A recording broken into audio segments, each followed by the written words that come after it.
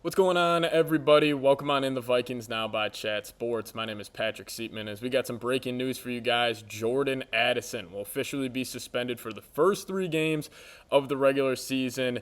He will be without pay, but he can participate in training camp, all practices, and preseason games. So coming up on today's show, I just want to give you guys my thoughts on the Addison suspension, then also talk about the night practice that went down last night in Minnesota. J.J. McCarthy up and down play, defense looking really good, but drops may be an issue for the Vikings wide receivers, which I never thought I would be saying. So we're going to be talking about it all on today's show. I am actually on a little PTO in Michigan right now, so unfortunately Jordan Addison got suspended, so now I got to get a video out for you guys. I wish it would have been positive news, maybe the Vikings signing somebody or some other type of breaking news, but we got some bad breaking news here, and it is Jordan Addison. So before we dive into it, make sure you guys are subscribed here to the channel. The regular season just around the corner. I didn't even know that little bubble was going to pop up right there. That was pretty cool. But the preseason starts on Saturday. We'll be live for the game. It is going to be awesome. J.J. McCarthy is playing, so we will get a real look at number 9 out there on the football field. So I can't wait for it. So make sure you guys are subscribed to the channel. This is really when we start posting multiple videos per day. You guys will get a ton of content from us, so you guys won't regret it. This should be a special season for our Minnesota Vikings, so hit that subscribe button today. All right, let's talk about Jordan Addison here first. Then we'll talk about night practice on the tail half of today's show. So the first 3 games of the Vikings season that Jordan Addison will miss: Chicago Bears Monday night, Atlanta Falcons Sunday night, and then the Cincinnati Bengals at home on a Sunday at noon. Now, I don't think those are the worst 3 games for Addison to miss. I think the Vikings are still a much better team than Chicago Bears. I think they're a much better team than the Atlanta Falcons. Cincinnati Bengals, it's different. Obviously the Bengals got the top-end talent with Joe Burrow, Jamar Chase. They got a pretty good roster, but are they as deep top to bottom as the Vikings? Absolutely not. So even though Addison is missing the first 3 games, my expectations really don't change. I think the Vikings should leave those first 3 weeks with a 2-1 record. Now, what does this allow for the Vikings offensively? How will they get creative, and how will they manage Jordan Addison not being there? I mean, you got to expect Jalen Nailor is going to have to step up and play a massive role. Now, obviously, last season when Addison missed time, Jalen Nailor did just that. He excelled in the offense. Kevin O'Connor was actually raving about this a couple weeks ago, saying that Jalen Nailor this time last year when he had to step in for Addison, he hit the ground running in that role. So you got a guy like Jalen Nailor you can slot in there. You've just still got a guy like Ty Felton, Rondell Moore. Don't forget about him. Now, it's so funny. If you would have asked me this 2 weeks ago, hey, Jordan Addison's not out there, how confident are you in the Vikings wide receiver room? I would have told you I'm 10 out of 10. I still have no doubts. I think they, very deep room. You got Keenan Cardell, one of the best wide receiver coaches in the league. I would feel cool about it. But if you guys have been paying attention to training camp the last couple of weeks, drops have been an issue. Actually, with Jordan Addison, he's been dropping a lot of passes as well. But still, Jalen Nailor's been having drop issues. Ty Felton doesn't really look like the guy who we thought he was going to be, at least just getting off the line. He's been struggling a little bit. So I do have some concerns, but honestly, the guy I'm expecting to step up here is not even in the wide receiver room. It's TJ Hockenson. Now, also, he has had some drop issues, and he's also banged up with an injury at training camp. But I'm looking at a guy like TJ Hockenson, who also last year in Chicago torched that Bears secondary for over 100 yards. He looked great in that game. And, we saw TJ Hockenson. It took him some time to really get back from that injury last year, at least get back to 100%. And I really didn't even feel like at any point last year he was at 100%. But you're going to have to rely on him for the first couple of weeks. But also another way that you can kind of manage this Jordan Addison injury, you run the damn football. Jordan Mason looks like a stud. He is a big, physical, that fall forward type of running back.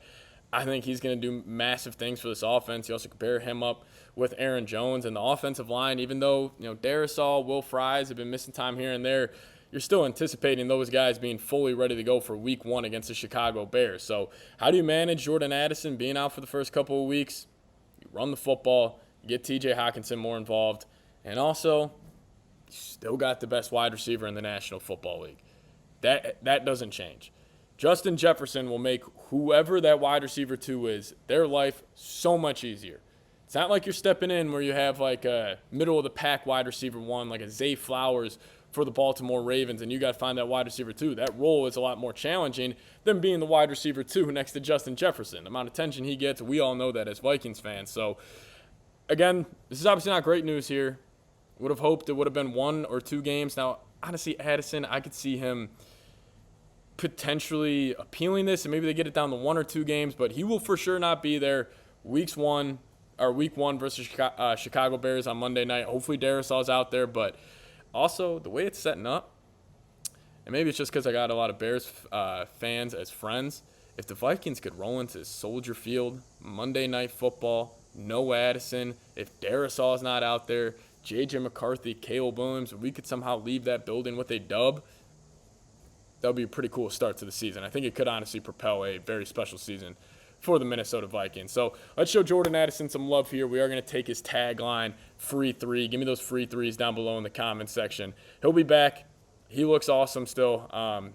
Week 4, Pittsburgh Steelers in Dublin.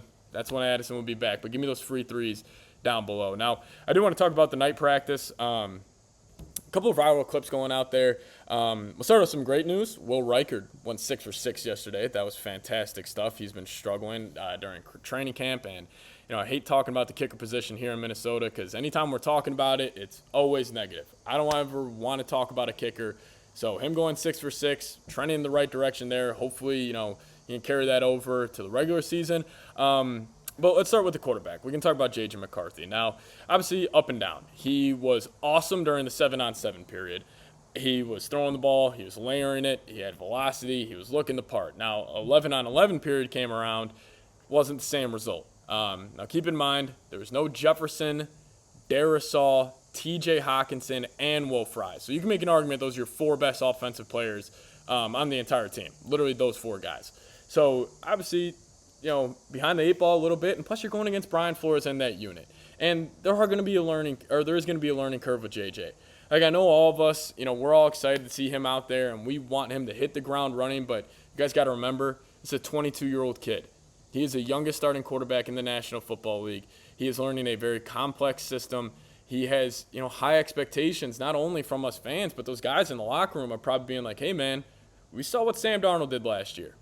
We won 14 games. He threw for 35 touchdowns. We've heard that tagline over and over again. So there is pressure on him. But there's also going to be a learning curve, and we got to be patient. I think we're seeing him go through that literally throughout training camp. There are great days for him. There are bad days for him. It's just about learning, and, that's also why I'm such a believer in, just the person that he is we know as Vikings fans, there is no extra work that he's not doing. He has his nose down. He is all about football, and he is just working on getting better each and every day. So I really have no concerns over if he has a bad practice, if he has a couple of bad games. It's going to happen. But that's when you hope, if you are this version of the Minnesota Vikings, you hope JJ is a completely different guy from week 1 to week 17. And you hope you have that defense where that almost sets the floor of the team. Where it's like, okay, our offensive line, run game, Justin Jefferson, Kevin O'Connell, the defense. That's our floor. That should get us to 7, 8, even maybe 9 wins. But if we want to reach that other level, JJ's going to have to go win you a couple games. He is the difference between the Vikings winning 9 games and 13 games. Because if he has a Jaden Daniels, C.J. Stroud-esque rookie season, we're talking about him and this Vikings team going on a Super Bowl run. It's not crazy to say that. So I understand up and down play from him, but I guess more good news from just the night practice and honestly training camp over the last couple of weeks. The defense is unreal. Javon Hargrave and Jonathan Allen, it's going to be special what Flores is going to do with this unit. And I think Flores, we saw his blitz percentage where his first year with the Vikings, he was at around 50%. Saw it drop down to 40% this past season. Why is that? Well, you added in Jonathan Gennard, Dallas Turner, Andrew Van Ginkel. And now you add in 2 guys from the interior, where last year, yes, the Vikings ended up 4th in sacks in the league. I think they had 44 total. But now you add in 2 elite interior pass rushers in Hargrave and Jonathan Allen. And I don't know the exact number, but a lot of games in the NFL, they're 1-score games. And I think the Vikings are buying into, being like, hey, it's a 2-minute situation. It's end of half. It's, late in the 4th quarter. Can we get home to the quarterback with only being able to send 4 or 5 guys? Because that is where Flores has been beaten over the past couple of years. is when maybe he gets too aggressive against an elite offense like the Jared Goff and Ben Johnson combo. Sometimes they would get ultra aggressive in big spots, send a zero blitz. They would hit you over the top to J-Mo or Amon-Ra. And then, sometimes, they can get beat. But I think when you have the ability to get home with 4, to get home with 5, which the Vikings will have that this season, should be pretty good. So I'm super excited about the defense, super excited about week 1. Obviously some bad news here. Jordan Addison had to hop up and make a video for you guys, but I did promise a couple of guys in the live chat that if there was anything breaking news, I would make a video. But I'll be back in the office at Thursday, so I have a couple videos for you guys coming out Thursday, Friday. Then we'll be live on Saturday. Then we'll be recapping the game on Sunday, and we are fully in the thick of things here, man. Regular season just around the corner. Season's here. I'm getting all rested up on PTO. I'm feeling great, and I can't wait. So I appreciate all the support on the channel as of lately. You guys are the best fans in the world, and we'll see you guys soon. As always, let's go Vikes.